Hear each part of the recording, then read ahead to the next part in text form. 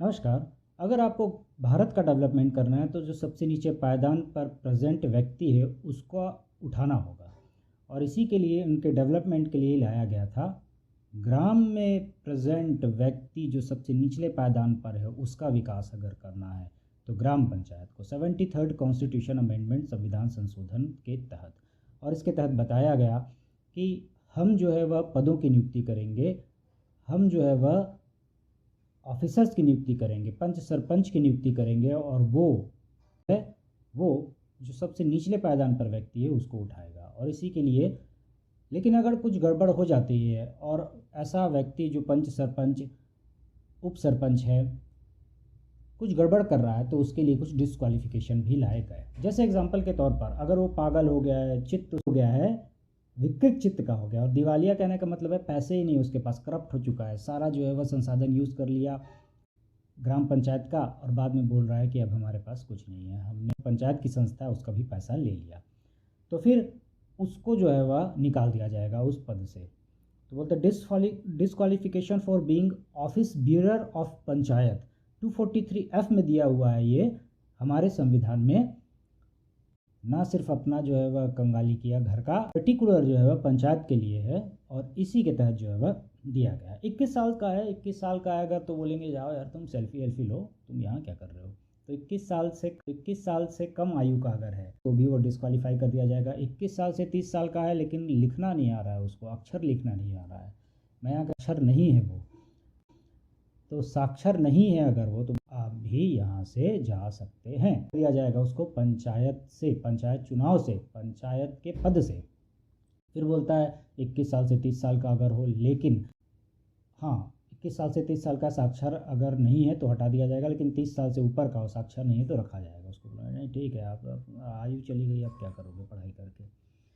तो केंद्र सरकार, राज्य सरकार और अगर कोई लोकल गवर्नमेंट है, यानी कि अगर कोई पंचायत है और पीएसयू आप जाना पब्लिक सेक्टर यूनिट, यानी कि जैसे भिलाई स्टील कंपनी होगी अपनी बीएसपी हो गई, या फिर अगर कोई हो गया अपना राउरकेला वाला कोई कंपनी, वहाँ पास अगर आप किसी पद पर है ना बाबू तो आपको हटा दिया जाएगा। बोलेगा जाओ यार उधर काम करो, तुम कहाँ नीचे आ गए हो यहाँ पास। तो अगर आप चाहते हैं पीएसयू में रह कर ग्राम पंचायत का कोई पद भी ग्रहण कर लें तो आपको हटा दिया जाएगा। पीएसयू वाले को भी नहीं, ठेकेदार हैं अगर आप और चचा मामा जो है आपके लगा दिए हैं ग्राम पंचायत में, तो सोच रहे हैं ठेकेदारी भी कर लूँ और साथ में जो है ग्राम पंचायत का काम भी कर लूँ, ग्राम पंचायत ने दिया रोड बनाने को मैं ही बना लूँगा, तो नहीं, आपको हटा दिया जाएगा तुरंत 243F के तहत। साथ ही अगर आप उसका एडवर्टाइजमेंट निकला है और आप जो है वह खुद ही का अंश है आपका,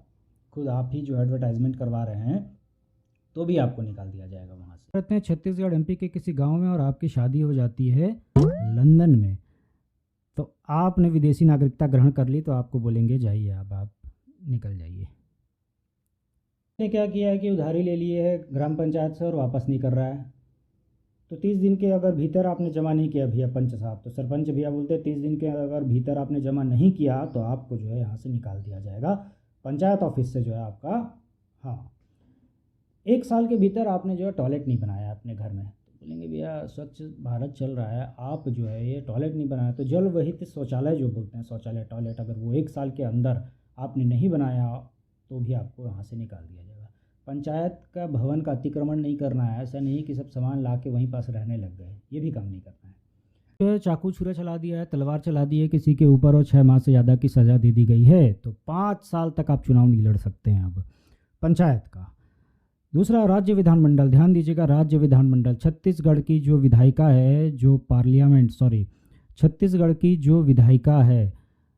उन्होंने अगर कोई कानून बनाया और आप उसका उल्लंघन करते हैं, बोला उन्होंने कि रेत खनन नहीं करना है और आप जो है ट्रैक्टर ला के रेत माफिया के थ्रू खनन करवा रहे हैं वहाँ पर, तो बोलेंगे राज्य विधानमंडल के विधि का उल्लंघन हुआ, इसलिए आपको जो है वह अयोग्य घोषित किया था, आप नहीं चुनाव लड़ सकते हैं ग्राम पंचायत का। इसके अलावा सम्मेलन होते हैं, आपको पता 3 माह में 1 बार सम्मेलन अनिवार्य होता है ग्राम पंचायत का।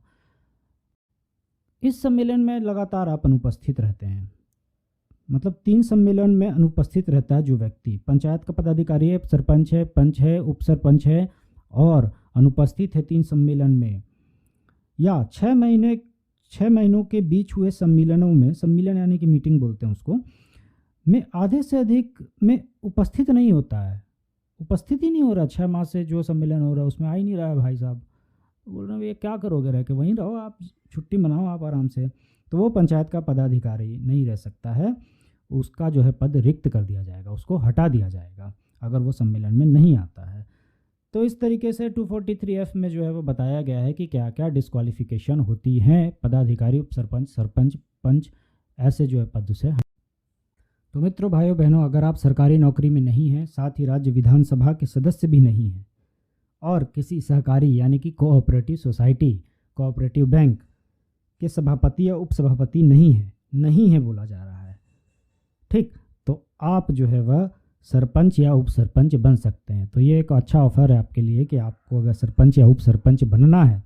तो पंच के रूप में आपको निर्वाचित होने की योग्यता रखनी चाहिए। साथ ही जो मैंने आपको बताया कि संसद के किसी भी सदन में विधानसभा का सदस्य नहीं होना चाहिए, सहकारी सोसाइटी का सभापति नहीं होना चाहिए। ऐसी अगर आपके पास क्वालिफिकेशन है तो आप जो है वह बन सकते हैं सरपंच या उप सरपंच। एक और अंतिम वर्ड है, एक अंतिम लाइन है, 21 साल की आयु पूर्ण कर चुका है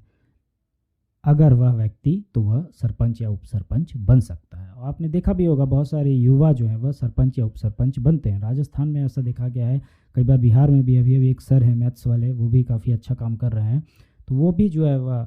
पंचायत के पदाधिकारी के रूप में नियुक्त हैं।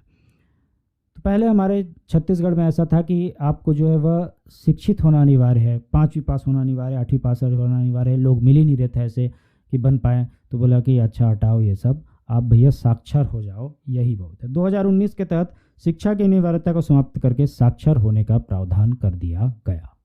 तो देखने के लिए बहुत बहुत धन्यवाद, थैंक यू। एक क्वेश्चन आया था इसमें, ये CG व्यापम ADO 2012 में 21 साल की आयु पूर्ण कर चुका हो ऐसा व्यक्ति सरपंच बन सकता है, ऑप्शन में दिया हुआ था। सो देखने के लिए धन्यवाद।